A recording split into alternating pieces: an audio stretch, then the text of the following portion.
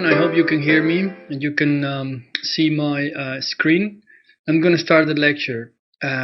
Please send me messages as I go, so I can. And if you have a question, hopefully I can address it and answer it as we move. Sometimes internet is not as fast as we would like to, but let's try to do that. Thank you very much. I really want to appreciate your people that invited me to give this live lecture. It's really an honor for me, and I really appreciate the team and the effort and all you guys that logged into the website to see a bit of my work. The work I've been doing with different architects and the work I've been doing with different people and students, and hopefully we can share some useful information for your career, for your curiosity, and for your future within the discipline of architecture and design as well, I would think. So I'm going to start, and I'm going to divide the lecture more or less into a chronological line. I'm going to set it up in a chronological line. So I'm going to explain a bit how I came from a very traditional background in architectural design, and then I moved into a much more contemporary, let's say, platform, and then how somehow my interest or my skills, my interest and my experience has shaped my career and molded my career depending on the places I've been. So I'm my name is obviously Arturo Revilla, as you see on the screen.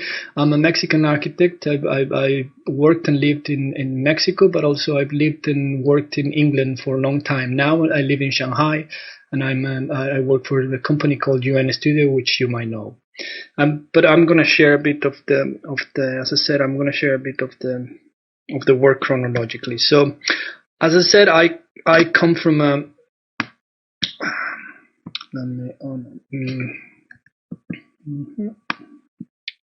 just give me a second, because this thing.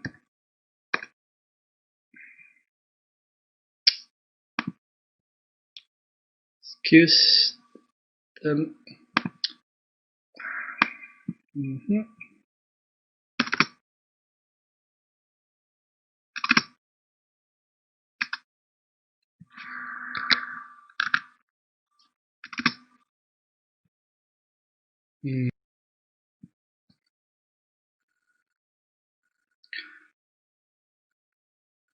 Okay, here we go. Sorry. It's the first time I lecture online, so it's a bit of a new paradigm for me. But anyway, I think we're set. Hopefully, it'll be smooth from here on. So yes, I was saying I studied architecture in Mexico City. I graduated there, worked for a few years in Mexico, had my own company, and I was in general terms I was being successful as an architect in Mexico. But I decided to go a bit beyond my immediate context, which meant that I wanted to do a master's degree, see other things, other work, other people, and obviously I was quite thrilled by European architecture. So I decided to go to the UK to do a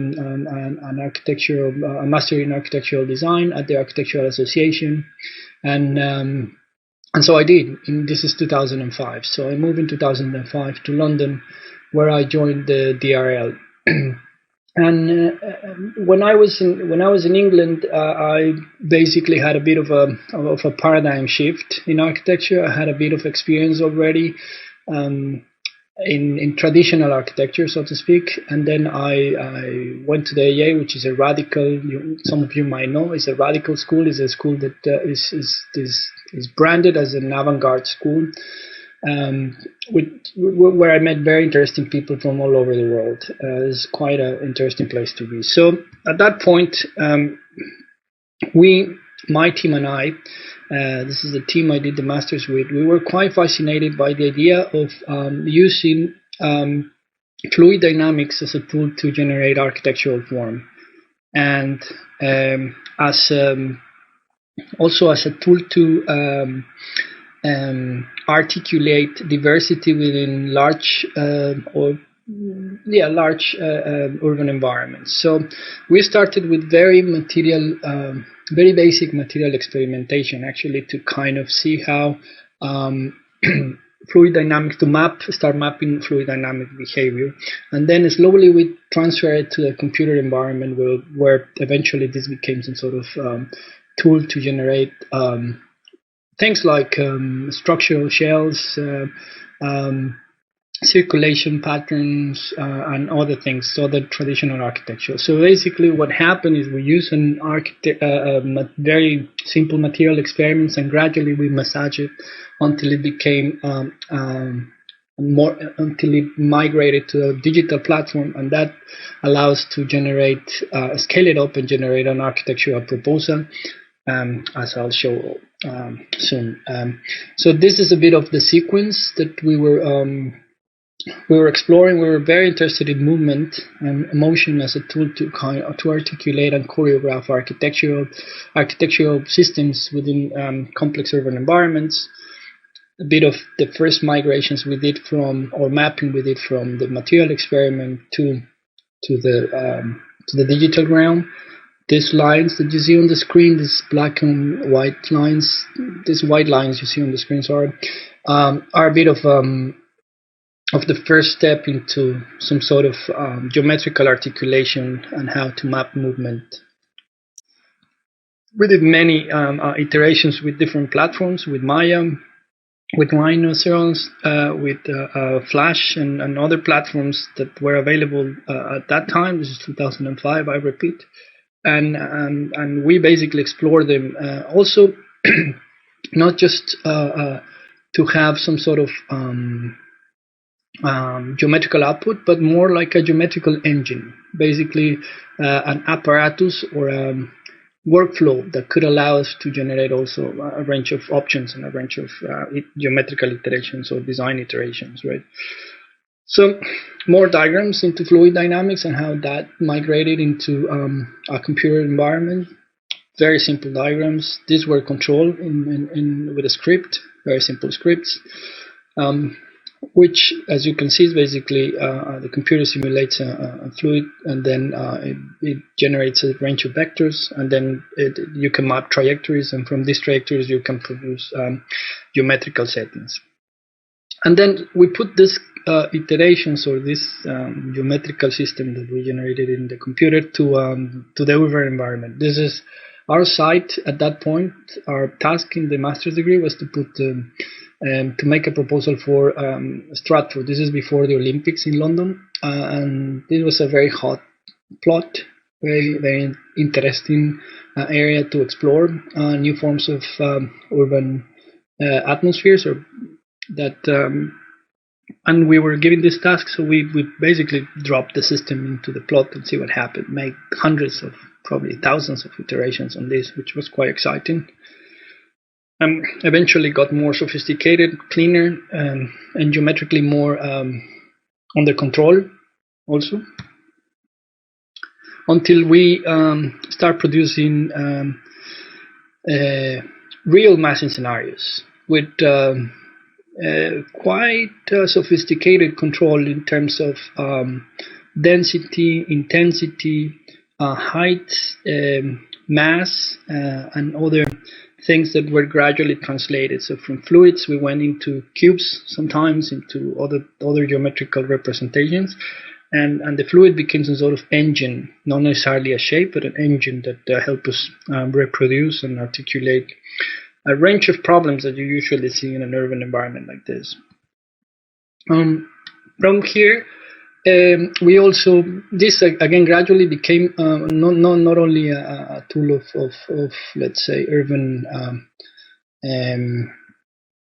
articulation, but it also became a formal tool that it was not necessarily fluid, which was a nice surprise.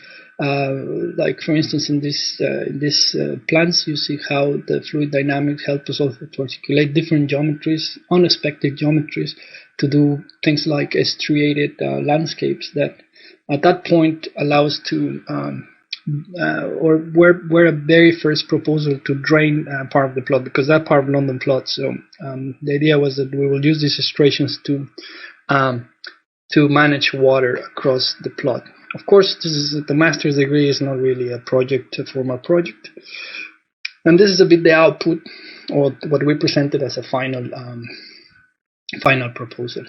I'm just trying to give you a bit of the background in which I come from, a very digital background, very high digital background, where I did my master's degree, and how gradually my criteria, my approach to architecture changed. And at the end, the idea is that I will share some tips and some advices that I think are useful for you guys. So bear with me. It's a bit long, the presentation, but I hope you're enjoying it. So this was the output. I did it with Xu Feng, Xiaowei Tong, Paulo Flores, and myself. This is the team. And at the AA, it's 2000. We graduated 2007, and that was the final output. And this kind of fluid dynamic, passion for fluid dynamics and the possibility of fluid dynamics kind of continue. And then we in separate paths, we start doing all the things like you see in this image. We start exploring the relationship between structure and envelope and space with fluid. Although this image is very experimental, it's not really articulated at all. But well, we wanted to see how far can we take this system. Did competitions and of all sorts. This is just very diagrammatic, a bunch of diagrams trying to kind of rethink the grid of California and its relationship to the waterfront. This is almost a diagram, it's not really a formal competition. Other exercises on landscape, that this also became a competition. We didn't win, obviously, but again, another format of another form in which this fluid system could materialize or become a different geometrical agent to articulate, in this case, landscape. Or this competition as well that we did for the Frankfurt for the Frankfurt Biennale and the Argentinian Book Pavilion. This I did with Victor Oribe and Victoria Goldstein, friends from that I know from Arab and Zaha. Back on the day, we did this competition, which was kind of within the same narrative of fluid dynamics and these vectors that will basically give some sense of directionality, and eventually will become a range of things from patterns on the floor all the way to furniture, seating, and other items that were requested in the competition. This is a bit the overall massing of the thing. Again, very diagrammatic, nothing really final. It was an idea, but you can see how the same geometry could basically give us a range of possibilities without losing the coherent whole, which is what happens usually in a fluid system, right? You have the whole fluid, different things are happening, but the whole thing somehow, or the transition between items is smooth and continuous, which is what's quite appealing on a fluid dynamic system. Sorry. Then I started working for Zaha Hadid Architects. Patrick Schumacher, who's the principal of Zaha Hadid Architects, was my tutor at the AA, and he gave me the opportunity to join the office, which was quite an amazing opportunity for me. Imagine joining Zaha Hadid Architects is one of the top firms in the world. And I was also very lucky to join the Dubai Financial Market, which is a project at that moment, was a very important project in the office. Super sophisticated geometry, really, really beautiful design, I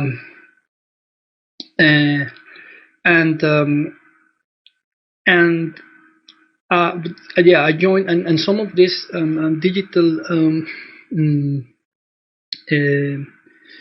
some of these digital tools that I learned, or digital skills that I had, kind of were well used or very well welcome, let's say, in Zaha Hadid architects. The transition from the DRL, the AA to Zaha Hadid is quite smooth. There's no break. It's very, all your skills that you use in the AA are kind of used at Zaha as well. So in that sense, and this is the project. In that sense, it was a nice transition. So this is the project. It's a project in Dubai that never happened, together with two very large towers. This was as I said, the Dubai financial market. It was the jewel of a much larger complex. And you can see how some of these morphing techniques that I learned from the other digital tools were already used in Zaha within the Zaha workflow. As part of the team at Zaha, I was basically mainly working on facade systems.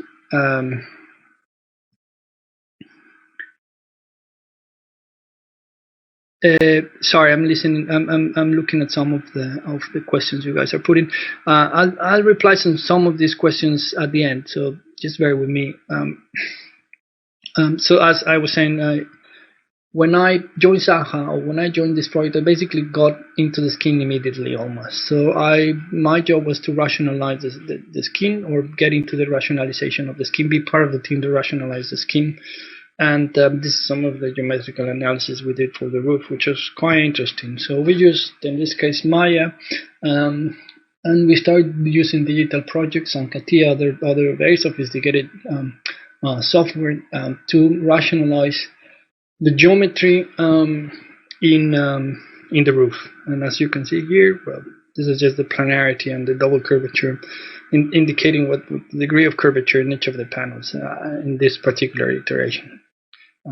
This was also done with other people, not just me, obviously. But and this is just a nice graphic that explains how the rationalization happened, and not just rationalization, but the optimization of each of the panels. So what you see in red is obviously double curvature.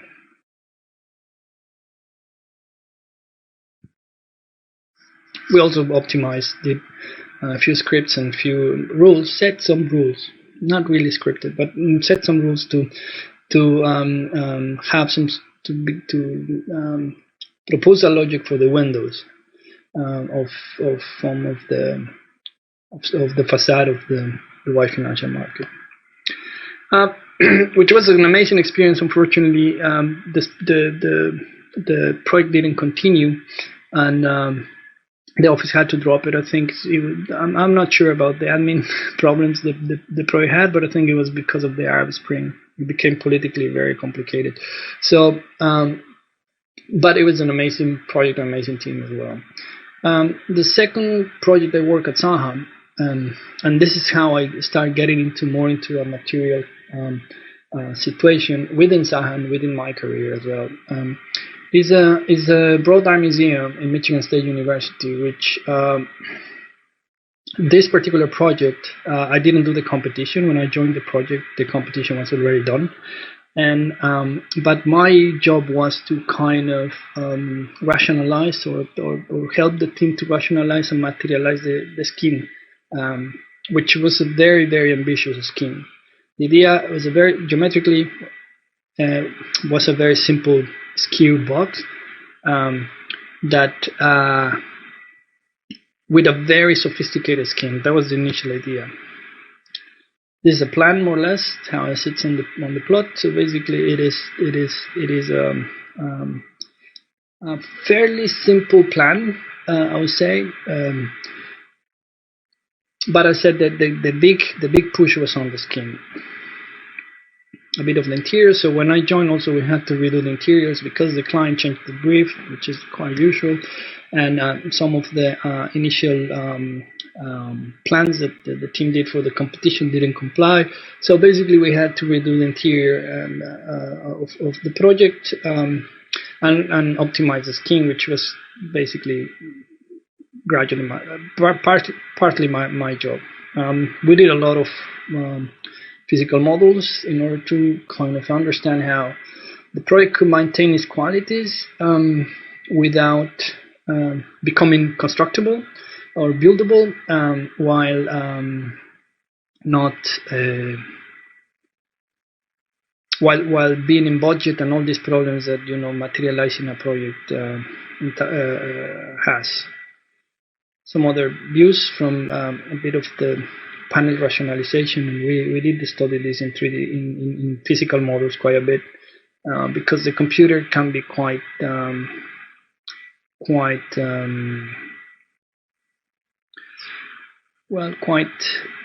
dismissive sometimes.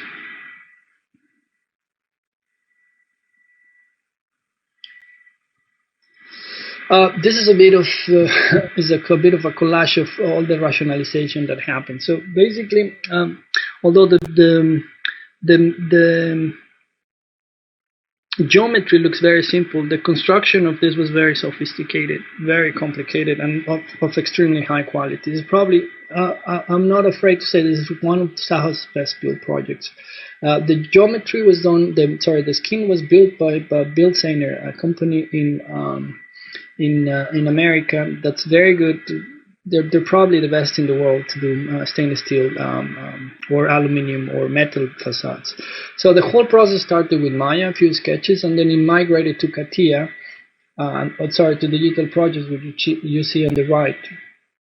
And gradually the team starts setting a platform, a digital platform, with the team of Sainer to kind of articulate architecture with facade engineering. You can see some of the details and some of the early mock-ups that we did for the project. Again, the quality of the building is really, really high, and the transition from a conceptual digital model to the fabrication was quite smooth, thanks to all these digital interfaces that we were able to directly articulate with the manufacturer, which is not always the case. This is an early render of some of the idea that we had for the skin in one of the main stair. And this is the output. As I said, the quality of the material of the skin is quite impressive, done by Sainer. This is the interior. So before we had all this pleated geometry was everywhere in the building. Now we had to constrain it to specific areas, like the main gallery in this case. So this is the corner main gallery.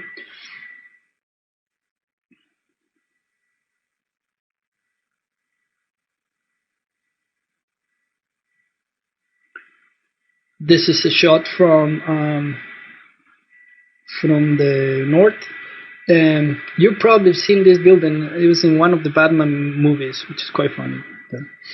It's not necessarily a pretty building, but it's very well built, and it's really the experience in the building is quite nice and interesting, and it has nice angles like this one, I think. Also, the glass and the concrete are super high quality as well. Sorry, this slide is duplicated. And also, I put this image because I also, while working at Salha, I also kept teaching digital tools, and as you can see, this is one of my students in Buenos Aires showing a Voronoi pattern for a master plan. I say we because it's a group of people that we kept teaching digital tools, like you see in this image.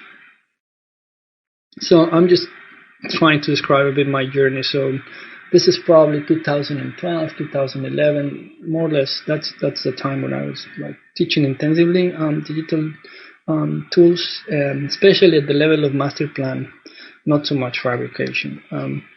But then I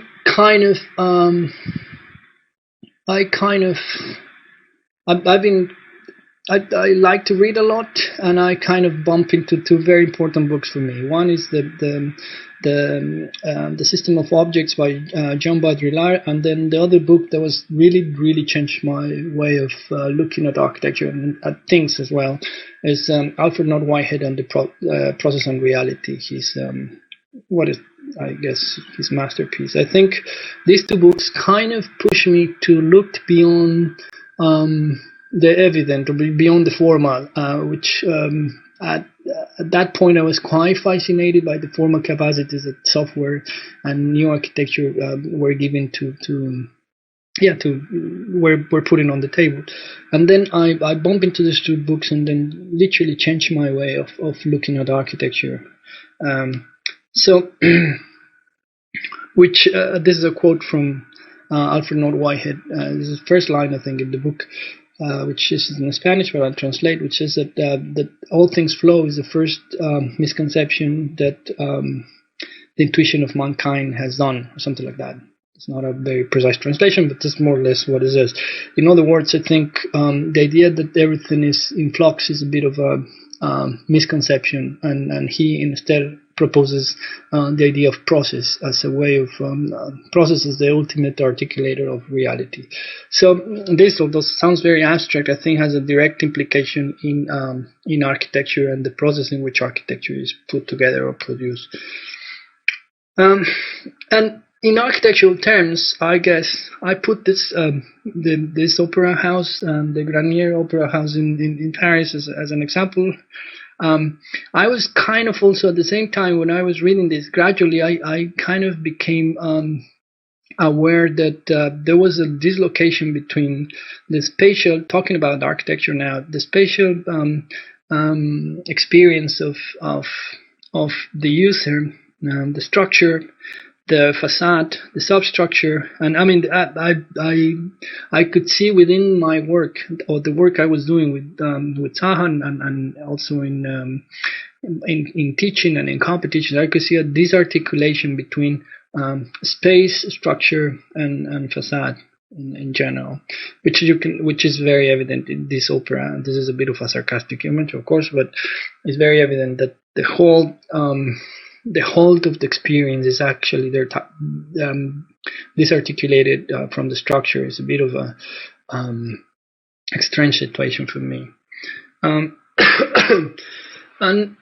then I looked at this project, which is really interesting to me. It's a really low tech project in Mexico, which is called La Petatera. El petate, or the petate, is this piece of fabric that comes from Mexican culture. It's made in Mexican culture. I think in general in Latin America this is very popular. It's a piece of fabric that is made from local plants, and people use it to put it on the floor. And this is a bullfighting ring. This is some sort of a stadium.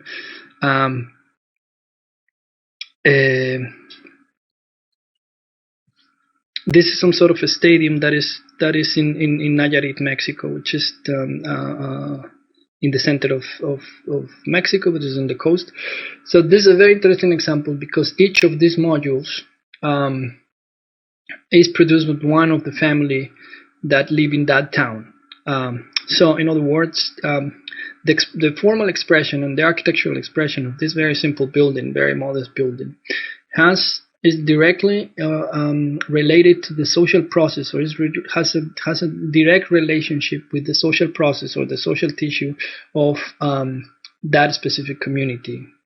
So each family whips the mats, puts the structure together, of course under coordination, put the structure together, and then also use the lower part of this structure to sell goods to the people that go into that structure, to go to the stadium, and they charge a ticket. And so the module is directly related to the social structure, which I find something quite fascinating. Also, the materiality in which this is produced is related also to the idea of process. For me, process is quite evident in this particular image and in this particular project. So I wanted to. Now I'm putting this kind of a flashy image because I after looking at this project and getting my head, let's say, floated with the idea of process, or overwhelmed with the idea of process, I've also become fascinated by plastic plastic as a material, but also plastic as a situation, and plastic as a kind of the ultimate material expression of transformation and process, not just material process, but also ecological process, social process, and so on. So there's quite a range of artists that are doing amazing work with plastic, and I just became really interested in the material and in the material reality that plastic represents. But also in the volume of plastic and the amount of plastic in which we are, in which we live, became quite interesting for me. So, as you see here, well, pretty much all this, the full image of the packaging industry is incredibly dependent on plastic, just like the pharmaceutical industry and the construction industry are entirely dependent on plastic and different types of plastic and polymers. And this became more and more evident as I started digging into the situation.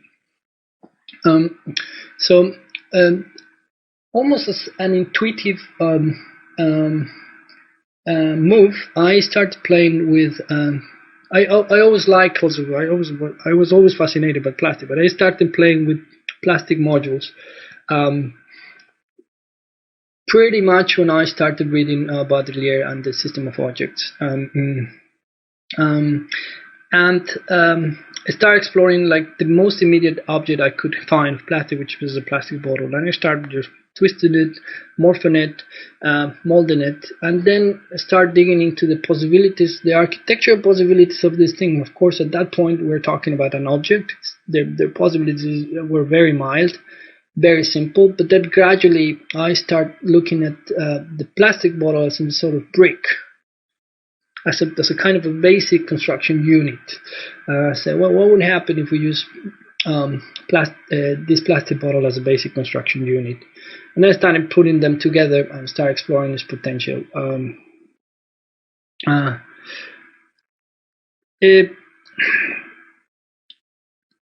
This is 2008, so I started playing with these things in 2008, more or less, and gradually I think PET and plastic bottles became quite famous, but I think at that point where they were not, it was not quite evident that they could become some sort of tectonic system. So I started morphing this as the first project we did, and then eventually we thought, well, maybe we do a project that helps us connect a lot of people and a lot of bottles together and fuse them into one single installation. So we collected for 2 years. More than 30,000 plastic bottles, put them together, and did a giant installation in the center of Mexico to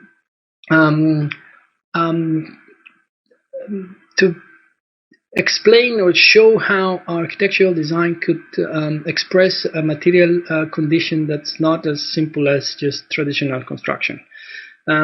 Just to put you in context, Mexico, for every brick we produce 8 plastic bottles. So the volume of plastic bottles, PET bottles we produce is gigantic. And the installation is trying to say, or trying to raise consciousness to which extent this material that comes in and out of the city is part also of our urban environment, is part of our physical environment, and it should be looked at from the architecture point of view. Should architects start looking also at this material, since its gigantic quantities are part also of the urban dynamics, and this is what the question that the installation is trying to raise. This is the final output, which was done also, fabricated by volunteers and produced by local with literally no money. So a lot of people participated in this. And which made also quite an interesting articulation of social interaction of different parts. And then it continued, the exploration continued. It became also, a bit of an obsession. And then we continued playing with plastic bottles and until now, and with different objects.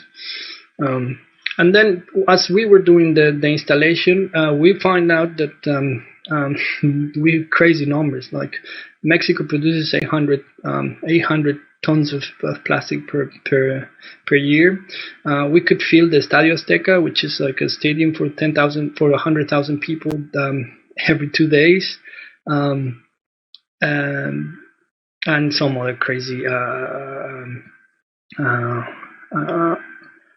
numbers. Like Mexico is the third consumer of PET, but its population is just 110 million. Compared to China, is nothing. So Mexico consumes a lot of PET. Mexico is the first consumer of Coca-Cola in the world, and so on. So gradually, as we were doing this installation, I realized that in general, the city, and to a large extent, its structural properties depend on plastic. Like if you look at this image, how could the freeway be possible without the technology of the pneumatic developed by Dunlop?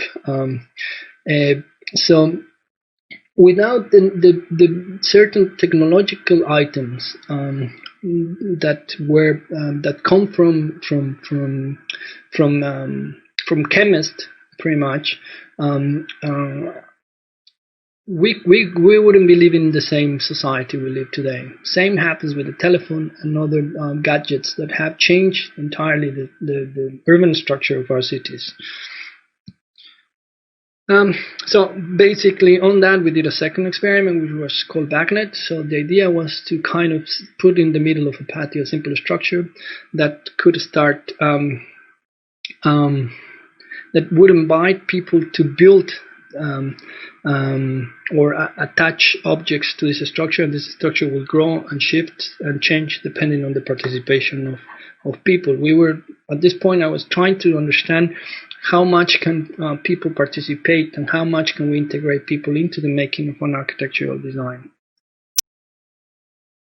So this is just a model showing what prototype and the conceptual idea of putting of people building into an urban object and transforming urban space, not just as an accident but intentionally.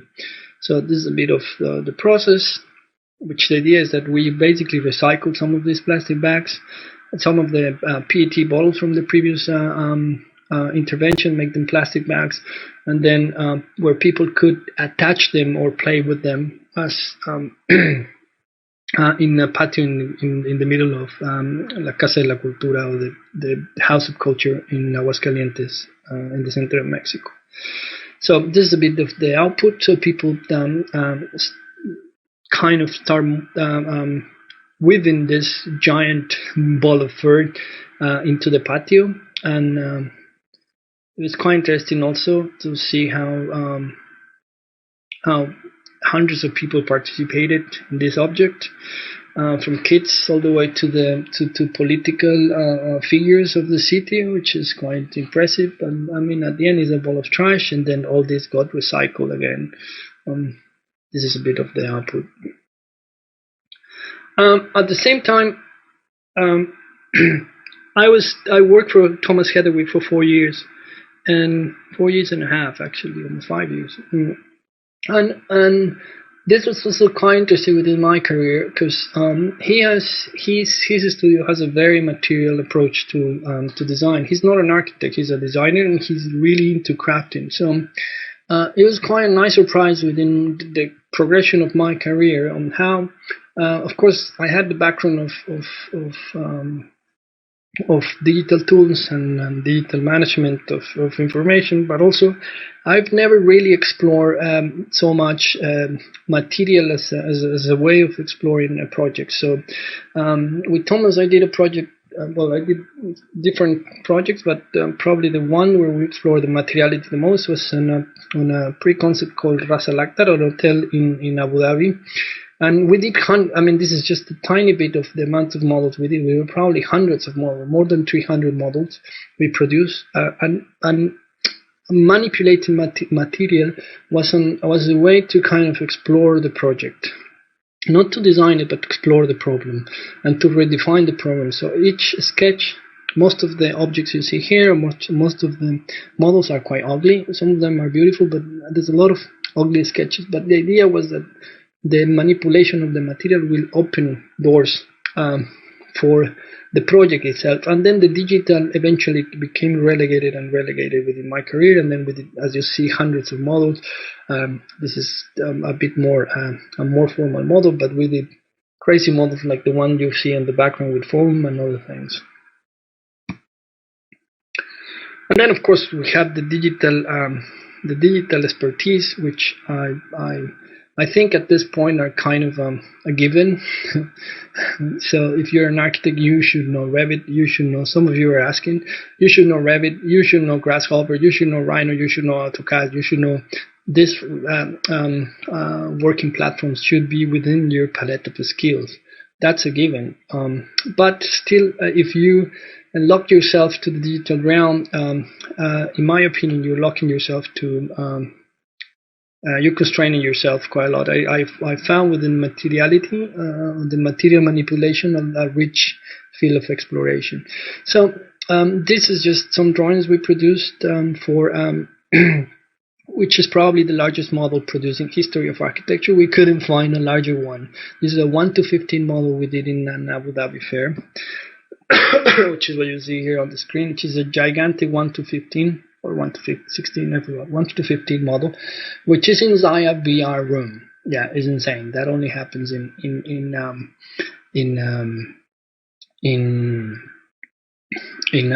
the Arab countries. It's really gigantic hotel. It was a beautiful project. Unfortunately, it didn't get built, or it hasn't get built. But we took, let's say, the material narrative all the way to this scale, which is quite impressive for an office and a studio to be able to do this. This is, I forgot the weight of this, but I think it's like 4 double-decker buses. It's extremely heavy. It's made out of wood, and we broke down all the rationalization, the geometrical rationalization was done obviously in Grasshopper and Revit, but that's not the important thing. The important thing is that the process, we managed to continue the material narrative we had from the early sketch models all the way to the grand model. Hopefully this will continue to the project. Hopefully they want to make the project later. So this is the picture of Thomas looking at the model. This is a very conceptual sketch model that might look very sketchy, very bold, but I find at this point very rich. And this is a little bit of the output of the project. It's a conceptual render from the entrance. Unfortunately, it didn't happen, as I said, but it's quite nice. And for me, these are the kind of things that it's hard to get from a purely digital environment.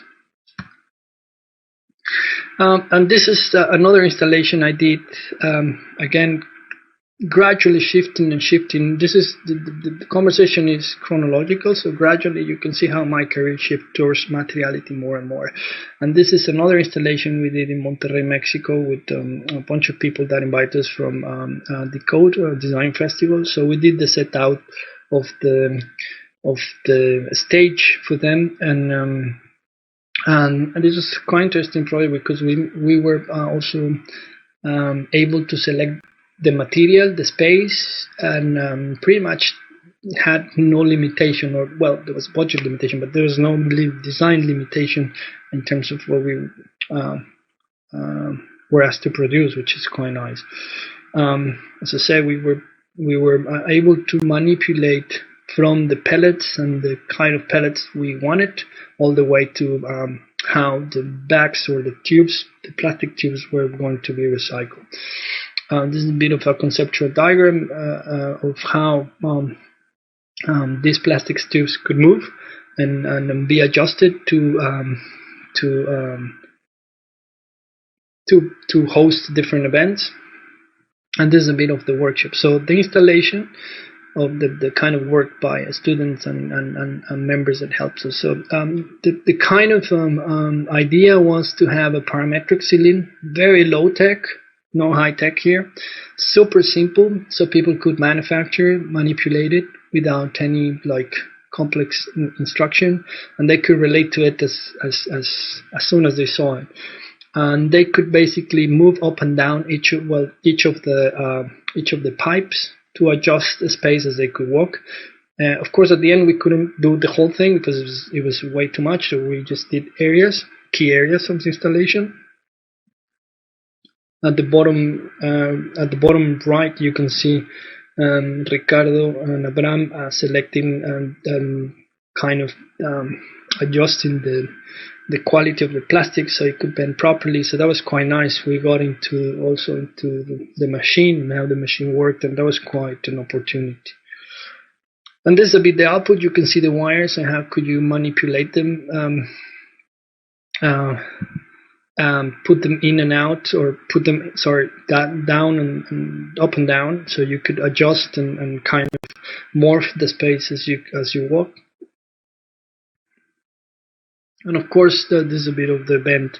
And this is also the idea of this was to also bring the idea of plastic, or the principle of plastic, to not just to the material but also to the space. So the space itself was plastic. You could modify and you could plastify the space in a way. You could adjust it and adapt it, and see also what was the border of this incredible material.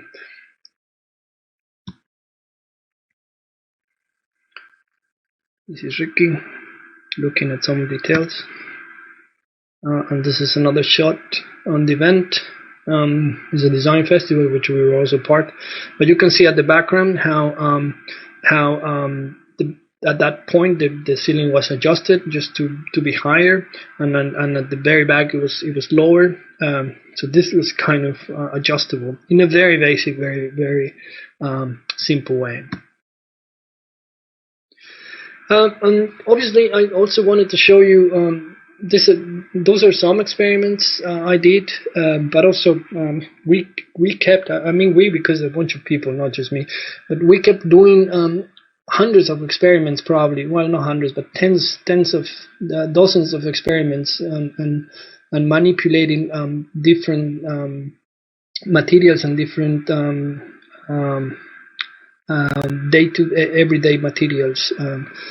Also to see to which extent what was the connection between a simple object, architectural design, and its material manipulation. So how can, by manipulating a simple object or a daily object, we can have some sort of discourse around architectural design methodologies and processes. So this eventually became my PhD. These three installations. So I basically I didn't do a PhD in design. I did a PhD through design, I would say. So I basically designed these things, and then gradually came to clues that eventually led to a full text on design and the everyday use of plastic as a kind of as a tool to kind of understand our contemporary urban environment. This is a little bit of the output of the design of the PhD. Actually, this is the PhD itself, the full PhD, which talks about design methodologies and the role of the material within the design methodologies. It also talks about plastic, and talks about plastic as a problem, plastic as a solution, plastic as a topic to discuss within our contemporary material culture.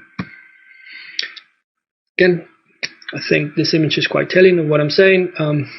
Plastic. We live in a plastic world. This is not new. This is quite obvious at this point, but I think very few people are aware of the situation. So, and within that, part of